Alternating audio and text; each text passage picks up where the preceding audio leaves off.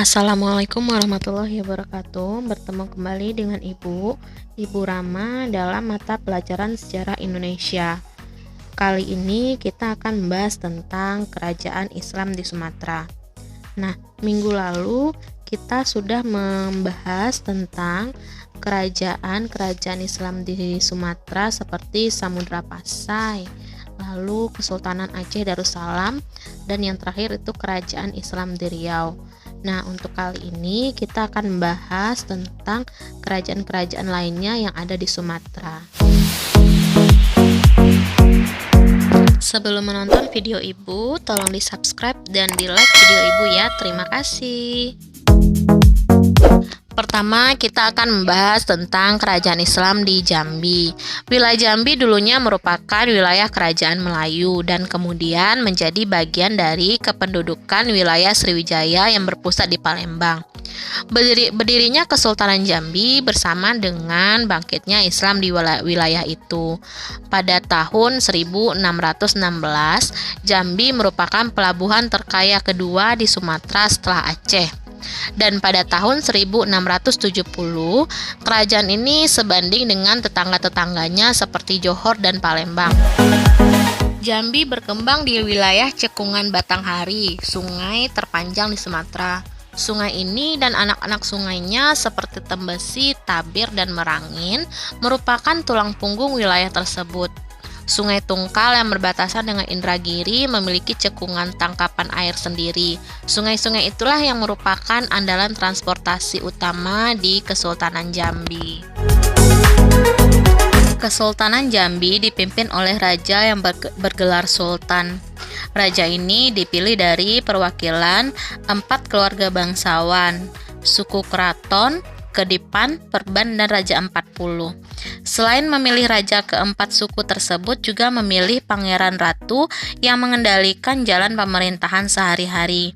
Dalam menjalankan, pangeran ratu dibantu oleh para menteri dan dewan penasehat yang anggotanya berasal dari keluarga bangsawan.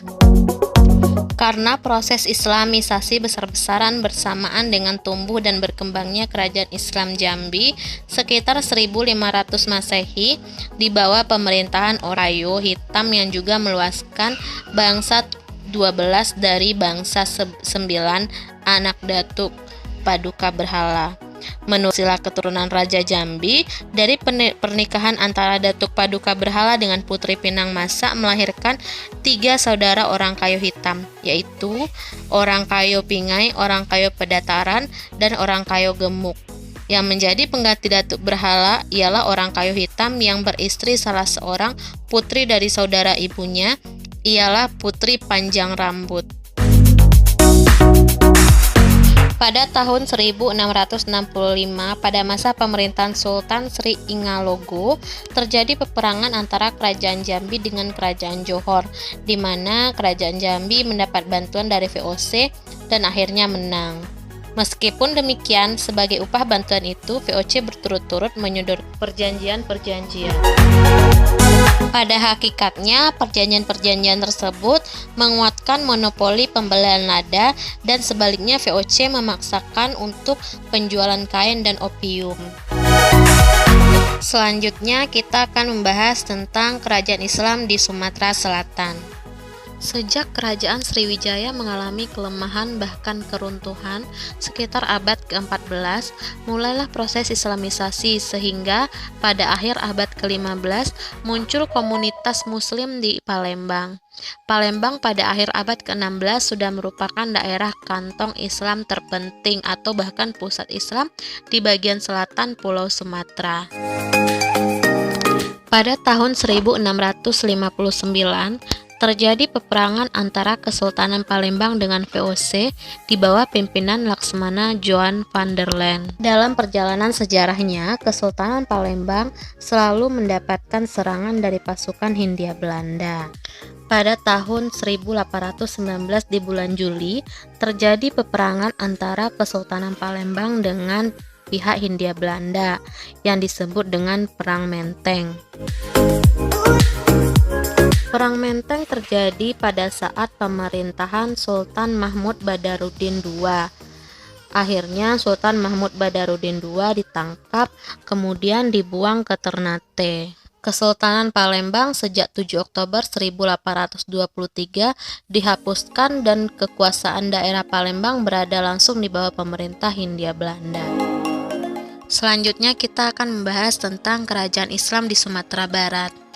Islam datang dan berkembang di Sumatera Barat diperkirakan pada akhir abad ke-14 atau abad ke-15 melalui pelabuhan-pelabuhan yang ada di Sumatera Barat. Sejak abad ke-15 dan ke-16, hubungan antara daerah Sumatera Barat dengan berbagai negeri terjalin dalam hubungan perdagangan, yaitu diantaranya dengan Aceh. Pada masa Iskandar Muda, Pariaman merupakan salah satu daerah yang berada di bawah pengaruh kerajaan Aceh. Sejak awal abad ke-19, timbul pembaruan Islam di daerah Sumatera Barat yang membawa pengaruh Wahabiyah dan kemudian memunculkan perang Padri, perang antara golongan adat dan golongan agama. Kehidupan di daerah Minangkabau senantiasa damai antara kaum adat dan kaum ulama. Namun, kehidupan masyarakat Minangkabau beserta para pembesarnya lambat laun mulai melakukan kebiasaan buruk seperti berjudi, sambung ayam, dan mabuk-mabukan. Kaum Padri mengutuk dan mengancam Sultan Alam Muningsah, yaitu Sultan Kerajaan Minangkabau yang berpusat di Pagaruyung. Dalam suatu pertemuan, di antara mereka tiba-tiba pertemuan itu memanas dan pecah menjadi pertempuran. Pada pertempuran ini pihak kerajaan mengalami kekalahan. Kekalahan ini dimanfaatkan oleh pihak Belanda untuk berpura-pura menawarkan bantuan kepada pihak kerajaan.